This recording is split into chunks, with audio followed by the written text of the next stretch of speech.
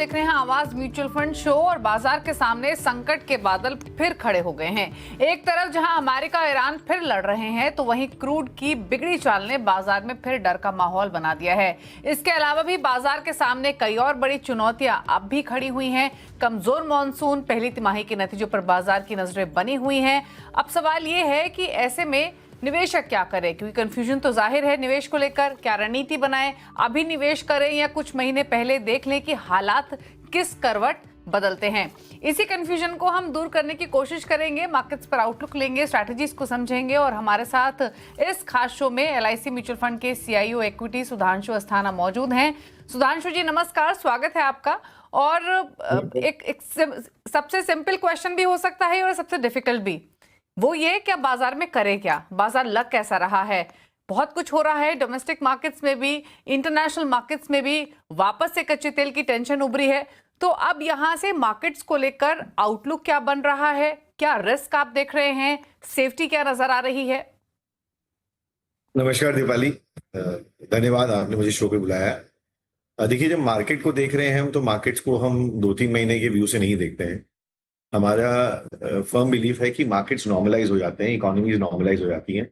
तो हाँ, हमने फिर से देखा है कि एस्केलेशन ऑफ वॉर हुआ है मिडिल ईस्ट में और ऑयल जो है अभी $85 के आसपास आके हमारा जो ब्रेंट ऑयल है वहां पर आया है। बट हम बिलीव करते हैं कि ये रेजोल्यूशन आ जाएगा। बेस केस सिनेरियो हमारा वही है। और अगर आप देखेंगे तो इंडियन इकोनॉमी में जो लास्ट ईयर हमने देखे हैं, जो स्टेप्स हुए हैं जीएसटी रैशनलाइजेशन का, इनकम टैक्स कट का, उसकी वजह से हमने डिमांड इंप्रूवमेंट देखा है। एंड जो कॉर्पोरेट कैपेक्स जो नहीं हो रहा था इंडिया में, उसमें हमने बिगिनिंग्स देखी हैं। अगर हम देखते हैं कि जो क्रेडिट ग्रोथ है वो स्ट्रांगर रही है लास्ट 3-4 महीने में। एंड कॉर्पोरेट्स जो हैं उनका जो क्रेडिट नंबर है बैंकिंग सिस्टम में, अगर हम दो चीजें हटा दें उसमें से, central and state government capital expenditure और रिलायंस जो ज्यादा कैपेक्स करता है, तो करीब वो 15% पे ग्रो करना शुरू हो गया है। तो we are seeing a credit revival over there. One of the things जो हमको इम्पैक्ट कर रहा था पास्ट में, वो लोग हमेशा परसिस्टेंट एफआई सेलिंग की बात कर रहे थे। बट अगर आप देखेंगे तो जो कैपिटल अकाउंट है वहां पर हमने देखा है कि रिपैट्रिएशन ऑफ प्रॉफिट्स आईपीओ की वजह से बड़ा हो रहा था, करीब 50 से $55 बिलियन। तो करीब $30 बिलियन साल का हम देख रहे थे कि बाहर पैसा इंडियन कंपनीज इन्वेस्ट कर रही थी। तो अगर आप ग्रॉस नंबर देखेंगे तो अभी भी $90 बिलियन जो है वो पैसा आ रहा है इंडिया में ग्रॉस नंबर। तो ये बहुत साइक्लिकल इन नेचर है, स्ट्रक्चरल इन नेचर नहीं है। तो जो करेंसी डेप्रिसिएशन है, yes the FI selling has added to it, but जो एक्चुअल प्रॉब्लम रही है वो ये है कि नेट एफडीआई इनफ्लो जो 30-35 बिलियन, कभी $40 बिलियन रहता है, वो कम रहा है। तो इस एफसीएनआरबी में अभी हमने 10 बिलियन देखा है एंड ये सितंबर में एंड होगा, एंड ऑफ सितंबर में। तो we should see a reasonable number coming in, तो वो एक अच्छा रहेगा। एंड जैसे मैंने कहा कि हमारा जो अप्रोच है वो ये है कि थिंग्स विल नॉर्मलाइज। तो हमें लगता है कि कोई ना कोई सोल्यूशन नेक्स्ट महीने भर में आ जाना चाहिए, ये हमारा बेस केस अजम्पशन है। अगर ये प्रॉब्लम नेक्स्ट 3-4 महीने परसिस्ट करती है तो फिर ऑब्वियसली 2027 की अर्निंग्स पे इम्पैक्ट आएगा। But if this problem continues और ज्यादा बढ़ेगी तो फिर 28 में प्रोबेबिलिटी है कि वहां की भी अर्निंग सेट हो सकती है। बट एज ऑफ नाउ हमारा ये अजम्पशन है कि इफ ऑयल डजंट क्रॉस $110-120, $85-90 पे मैनेजेबल सिचुएशन है। फिजिकल इवैक्यूएशन जो ऑयल का होता है वो ज्यादा जरूरी है। तो हमने एक नॉर्मलाइज्ड अर्निंग्स अप्रोच का हम वो फिलॉसफी फॉलो करते हैं और उसके बेसिस पे, बॉटम्स अप बेसिस पे हमने पोर्टफोलियोज अपने स्ट्रक्चर कर रखे हैं। और हमारा ये कहना होगा निवेशक को कि जब सब अच्छा होता है तब रिटर्न्स कम होते हैं। जब सिचुएशन खराब दिखती है, अगर आप पैसे लगाते हैं मार्केट में, तो इट इज बेटर। तो मेरे हिसाब से नेक्स्ट 3 से 6 महीने में निवेश करना is the right thing. Okay, तो अगले 3 से 6 महीने के पर्सपेक्टिव से निवेश करना बेहतर है। और सुधांशु जी, आपने दोनों पर्सपेक्टिव से अपने व्यूज दिए कि अगर सिचुएशन वर्सन होती है तो चैलेंजिंग एनवायरनमेंट FY28 तक रह सकती है, और अगर महीने भर में चीजें बेहतर हुई तो शॉर्ट टर्म का पेन रहेगा, चीजें ठीक ठाक है। तो इसी पर्सपेक्टिव से एक और सवाल मैं आपसे पूछना चाहूंगी, वो है निफ्टी के पॉइंट ऑफ व्यू से। क्योंकि अब तक यूएस ईरान सिचुएशन जब हम देख रहे हैं पिछले 3-4 महीनों में, कंसिस्टेंटली ज्यादातर मार्केट पार्टिसिपेंट्स का मानना यही था कि ऑल विल बी फाइन और अगले कुछ क्वार्टर्स में अर्निंग ग्रोथ भी कम बैक करेगी। तो अगर हम सब कुछ ठीक हो जाएगा ये मान के चले अगले 1 महीने में, तो आप निफ्टी लेवल्स कहां देखते हैं साल भर बाद, या फिर ये कहें कि ये सारे फैक्टर्स प्राइस्ड इन है निफ्टी के करंट लेवल्स में या फिर नहीं, यानी अच्छी बुरी दोनों सिचुएशन में निफ्टी को आप कहां देख रहे हैं? देखिए, निफ्टी लेवल्स पे तो एग्जैक्टली बात नहीं करूंगा मैं, because it is impossible to predict market levels. पर मैं ये कह सकता हूं कि अगर बेस केस सिनेरियो में अगर प्ले आउट होता है and things get resolve in the next month and half, then with the way we have seen consumer demand जो पिकअप हुई है, एंड काफी कंपनियां जो भी बात कर रही हैं और इस क्वार्टर में भी बात करेंगी, जिनसे मिले हैं, वो ये कह रहे हैं कि डिमांड में इफेक्ट अभी तक आया नहीं है, इम्पैक्ट आया नहीं है।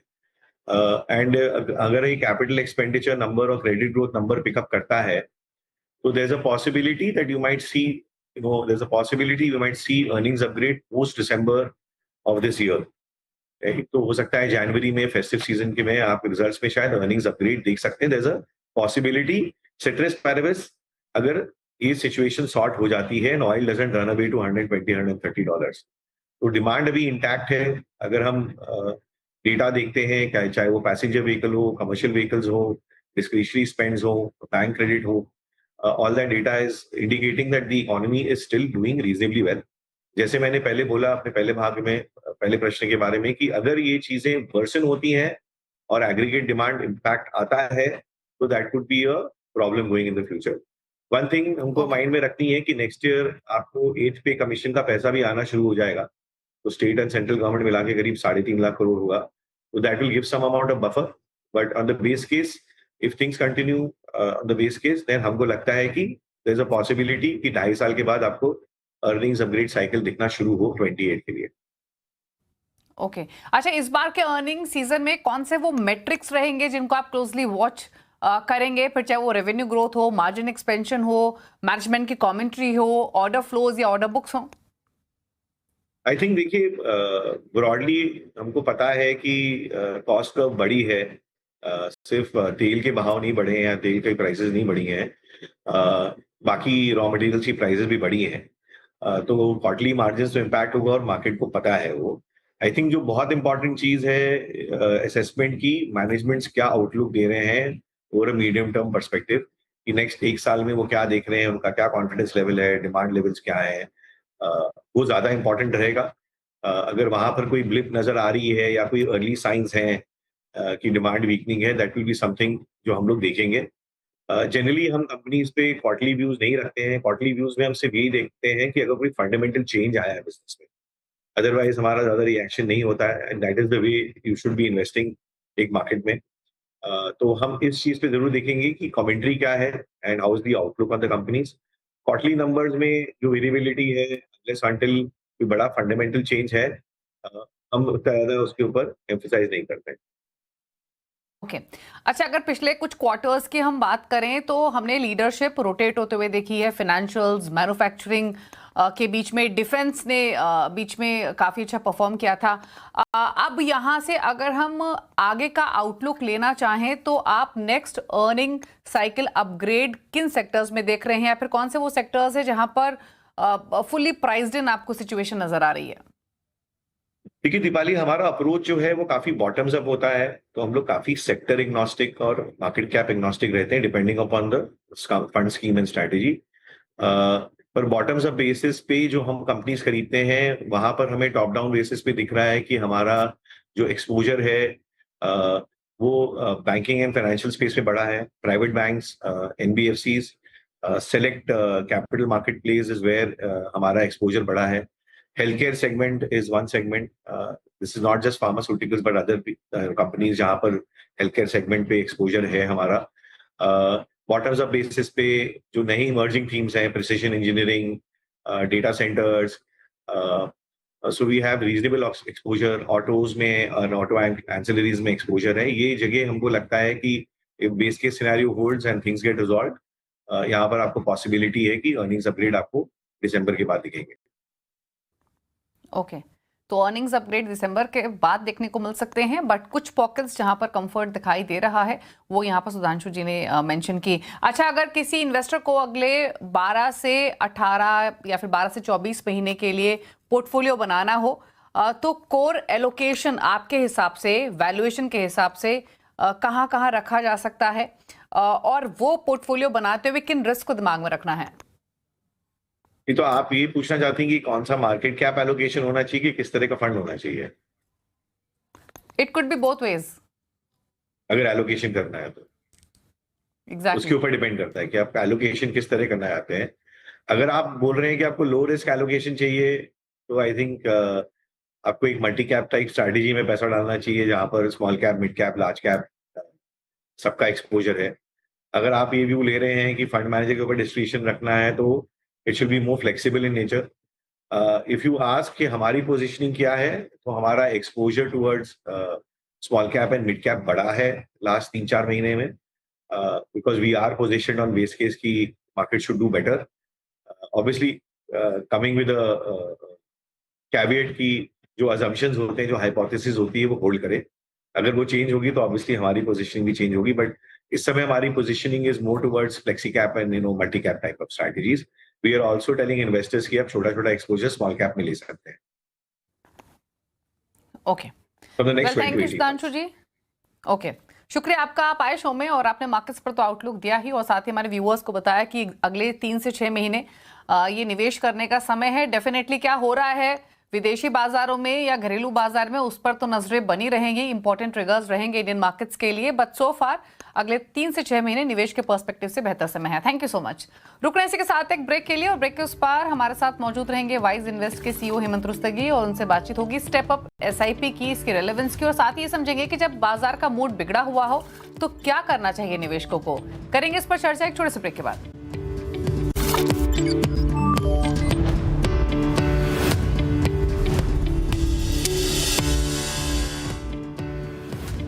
ब्रेक के बाद आपका स्वागत है। आप देख रहे हैं आवाज म्यूचुअल फंड शो, और हमारे साथ हम मौजूद हैं वाइज इन्वेस्ट के सीईओ हेमंत रुस्तगी। हेमंत जी नमस्कार, स्वागत है आपका।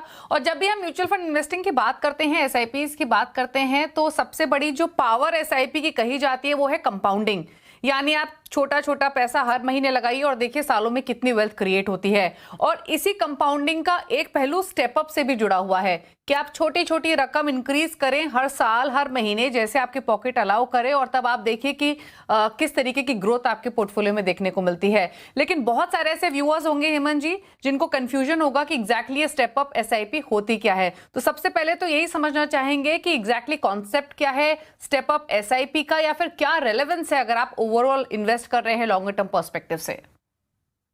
जी दीपाली, आपने बिल्कुल ठीक कहा। देखिए, जब हम एसआईपी की बात करते हैं तो हम बात कर रहे हैं कि एक अपने इन्वेस्टमेंट प्रोसेस में डिसिप्लिन लाने की, यानी जो भी आप हर महीने कमा रहे हैं उसमें से कुछ हिस्सा आपका इन्वेस्टमेंट में जा रहा है। और हमने उसको देखा भी है कि उसकी पावर क्या है, और हम श्योर हमारे देश में हमने देखा है जिस तरीके से इन्वेस्टर एसआईपी कर रहे हैं, उन्होंने उसको एक्सपीरियंस भी किया है कि एक डिसिप्लिन अप्रोच से जब आप इन्वेस्टमेंट करते हैं तो उसके क्या फायदे होते हैं।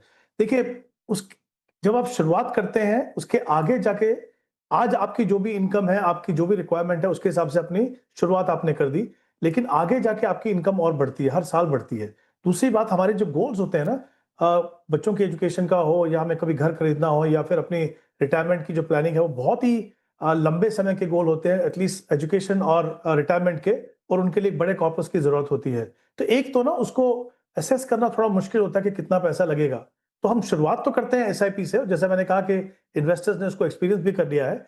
स्टेप अप एसआईपी इसलिए इंपॉर्टेंट है कि ये जो डिसिप्लिन आपने शुरुआत की है कि सेविंग में डिसिप्लिन, अपने इन्वेस्टमेंट में डिसिप्लिन, वही आपको आगे भी कंटिन्यू करना है जैसे जैसे आपकी इनकम बढ़ती है। तो इसका मतलब क्या हुआ कि आप हर साल मान लीजिए डिसाइड करते हैं कि हम अपने एसआईपी अमाउंट को बढ़ाएंगे, 10% से बढ़ाएंगे। तो अगर आप मान लीजिए 20,000 की एसआईपी कर रहे हैं, तो आप कहेंगे कि हम 2,000 से अपनी एसआईपी पहले साल में बढ़ाएंगे, उसके बाद फिर हम 10% अगले साल बढ़ाएंगे।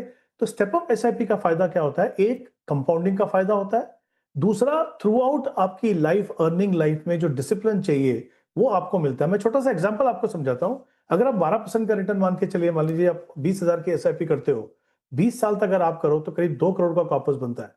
यही इसके साथ अगर आप ये कोशिश करें कि 10% से अपनी एसआईपी को स्टेप अप करें, तो ये कॉर्पस जो है वो 4 करोड़ हो जाएगा। तो जैसा आप देख सकते हैं कि स्टेप अप एसआईपी से किस तरीके से, स्पेशली जब आप इक्विटी में इन्वेस्ट करते हो, पावर ऑफ कंपाउंडिंग किस तरह से आपको मदद करता है कि 20 साल में आपका जो कॉर्पस है वो डबल हो जाएगा। तो ये बहुत ही इंपॉर्टेंट है इन्वेस्टर्स को समझना, एसआईपी करना और उसके बाद स्टेप अप करना हर साल, ताकि ये डिसिप्लिन जो है आपकी थ्रू अर्निंग लाइफ हमेशा बना रहे।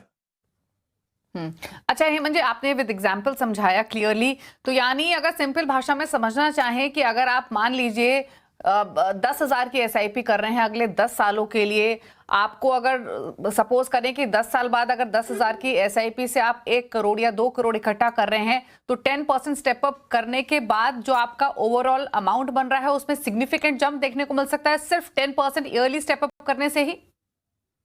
जी बिल्कुल मिल सकता है। लेकिन मैं ये बता दूं कि ये थोड़ा चैलेंजिंग होता है, क्योंकि इसमें बहुत इंपॉर्टेंट चीज है कि डिसिप्लिन की जरूरत है। इसके दो तरीके से हो सकता है। एक तो हमने कहा कि आपका जो एसआईपी अमाउंट है उसका 10% बढ़ा दीजिए, या 5% बढ़ा दीजिए, या 15% बढ़ा दीजिए, या फिर आपकी जैसी इनकम बढ़ती है उसका परसेंटेज कर सकते हो। और जैसा मैंने कहा, पावर ऑफ कंपाउंडिंग के अलावा सबसे इंपॉर्टेंट चीज ये है कि कभी कभी आप अंदाजा नहीं लगा सकते कि 20, 25, 30 साल के बाद आपको रिटायरमेंट के लिए कितना पैसा लगेगा। और ये जो स्टेप अप एसआईपी है, ये आपको मौका देता है कि आपका जो लक्ष्य है, अगर वो अनरियलिस्टिक भी है, अगर आपने थोड़ा कंजर्वेटिव भी बनाया है, तो बड़े लक्ष्य को भी आप इससे पूरा कर सकते हो। तो बिल्कुल इंपॉर्टेंट है, चाहे आप 5% बढ़ाएं चाहे 10% बढ़ाएं, ऑफकोर्स जितना ज्यादा बढ़ाएंगे उतना फायदा होगा आपको।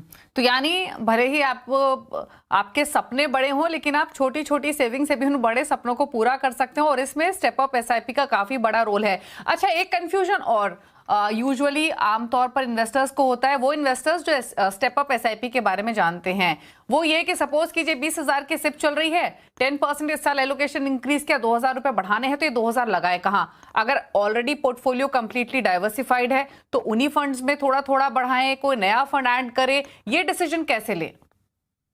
जी दीपाली, देखिए ये बहुत ही इंपॉर्टेंट एस्पेक्ट है। इसमें 2-3 सिचुएशंस हो सकती हैं। एक तो जैसा मैंने कहा कि आपने गोल बनाया और आपने एक 12% मान लीजिए, आप मान के चले कि भाई इतनी अगर हमको रिटर्न मिले तो कितना पैसा हमको इन्वेस्ट करना है।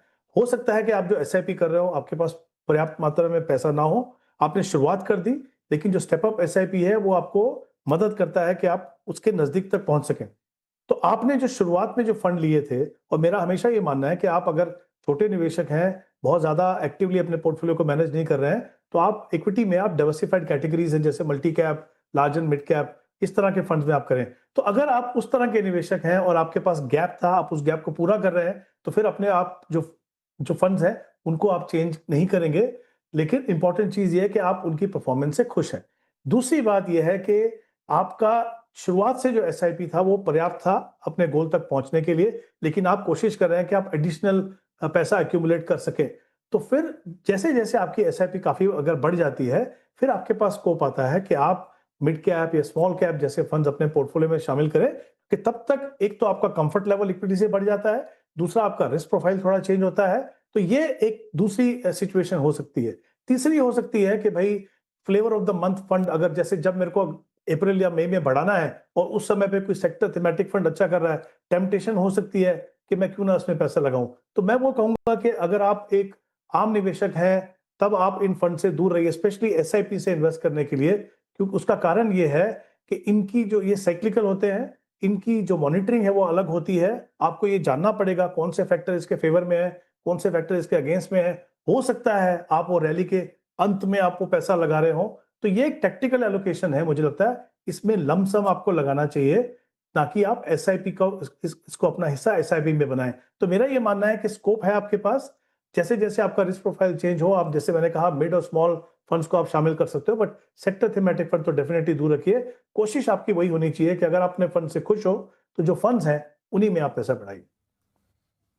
डेफिनेटली। और कोशिश आमतौर पे कहा जाता है कि एटलीस्ट 10% स्टेप अप तो आप करें ही। हालांकि ये बहुत ही इंडिविजुअल डिसीजन होता है, हर इन्वेस्टर की पॉकेट पर डिपेंड करता है, बट आमतौर पे कहा जाता है कम से कम 5 और एटलीस्ट 10% तो आप स्टेप अप करें ही, अगर आपको अपने बड़े सपनों को पूरा करना है। और एक और इंपॉर्टेंट चीज कि इन्फ्लेशन जो बढ़ रही है उसको मीट करने में भी स्टेप अप एसआईपी आपकी मदद करती है। अच्छा हेमंत जी, जिस तरीके की मार्केट सिचुएशन है, एक कंफ्यूजन और है इन्वेस्टर्स के मन में कि करें क्या ऐसे बाजार में। एक वो निवेशक हैं जो अपनी एसआईपी को होल्ड कर लेते हैं ये सोचकर कि शायद थोड़ा बाजार बेहतर हो तब रीस्टार्ट करें, और जो नई खरीदारी कर रहे हैं वो भी काफी बार रुक जाते हैं। तो इस तरीके के वॉलेटाइल मार्केट में एक आइडियल अप्रोच क्या होनी चाहिए इन्वेस्टर्स की?